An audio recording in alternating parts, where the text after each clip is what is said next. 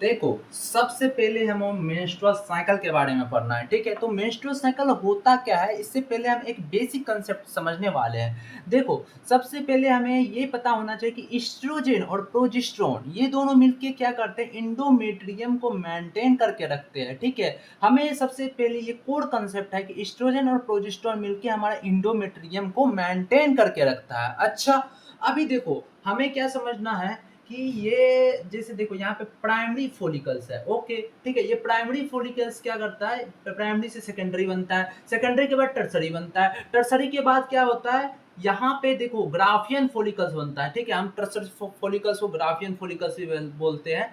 तो यहाँ पे देखो हमारा ग्राफियन फॉलिकल्स एलएच की वजह से, देखो यहाँ पे क्या हुआ, देखो एलएच अगर आप ऐसे करके यहाँ पे एलएच सर्ज होता है, कब, देखो यहाँ पे ओव्यूलेटरी फेज के दिन 14 तारीख को, ठीक है? ऐसे समझो ना, 14 डेज में है ना ओव्यूलेटरी फेज होता है, जहां पे एलएच और एफएसएच सर्च करता है, ठीक है? तो एलएच का काम क्या है भैया, एलएच का काम है हमारा यहाँ पे इसको इसको क्या करना, ल्यूटिनाइज करना, ठीक है? एलएच का मतलब क्या है, ल्यूटिनाइजिंग हार्मोन्स, ठीक है? तो हमारा यहाँ पे क्या करेगा, ये ग्राफियन फॉलिकल्स को रप्चर करेगा, ठीक है? रप्चर किया, ठीक है? यहाँ पर रप्चर किया, उसके बाद यहाँ पे क्या बना, कॉर्पस ल्यूटियम, ओके।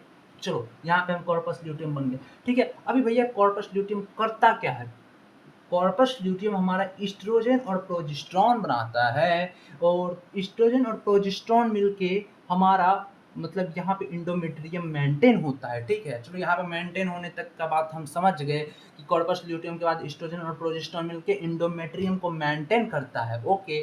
तो अभी क्या करता है ना, एस्ट्रोजन और प्रोजेस्टेरोन, ठीक, ये साथ में मिलके, एस्ट्रोजन और प्रोजेस्टेरोन क्या करता है, साथ में मिलके क्या करता है, गद्दारी करता है, ठीक है? क्या करता है, ये निगेटिव फीडबैक देता है, किसको देता है, एलएच को, जो ल्यूटिनाइजिंग हार्मोन्स। अच्छा भैया अभी तो तुरंत पढ़े थे कि ल्यूटिनाइजिंग हार्मोन्स ही क्या किया था ना, कि इसको रप्चर किया था, किसको किया था, ग्राफियन फॉलिकल्स को। तो यही ग्राफियन फॉलिकल्स तो कॉर्पस ल्यूटियम बना था, और यही कॉर्पस ल्यूटियम तो एस्ट्रोजन और प्रोजेस्टेरोन बनाता है। अगर यही निगेटिव फीडबैक देती है ल्यूटिनाइजिंग हार्मोन्स को, तो ल्यूटिनाइजिंग हार्मोन्स जो ये है यहाँ पे तो रप्चर ही नहीं करेगा भैया। अगर ये रप्चर नहीं होगा तो ये कॉर्पस ल्यूटियम कैसे बनेगा, अगर ये कॉर्पस ल्यूटियम नहीं बनेगा तो ये एस्ट्रोजन और प्रोजेस्टेरोन कैसे बनेगा, और एस्ट्रोजन और प्रोजेस्टेरोन नहीं बनेगा तो इंडोमेट्रियम कैसे बनेगा, और इंडोमेट्रियम नहीं बना तो हमारा यहाँ पे ब्लीडिंग हो जाएगा, जिसको क्या कहेंगे, मेंस्ट्रुअल फेज, ओके। यहाँ पे मेंस्ट्रुअल फेज समझ गए आप, ठीक है? अभी यहाँ पे फॉलिकुलर फेज क्यों कहते हैं इसको, क्योंकि यहाँ पे फॉलिकल्स बनता है, देखो देखो तो यहाँ पे क्या बोल रहा है, फॉलिकल्स बन रहा है, ठीक।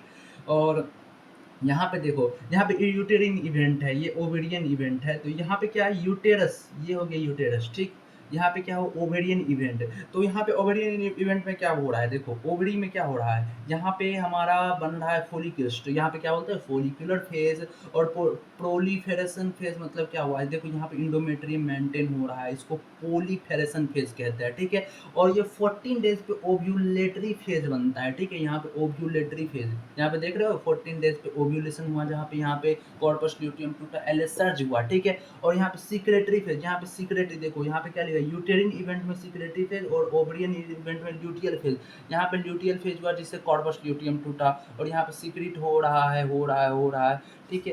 तो ये हमारा कोर कंसेप्ट हो गया, समझ में आया, समझ में आया तो बोलना। और यहाँ पे देखो ब्लीडिंग हुआ था, इंडोमेट्रियम टूटा था, ब्लीडिंग हुआ था, ब्लीडिंग के वजह से पीरियड हो गया, पीरियड खत्म, हम भी खत्म, चलो बाय बाय।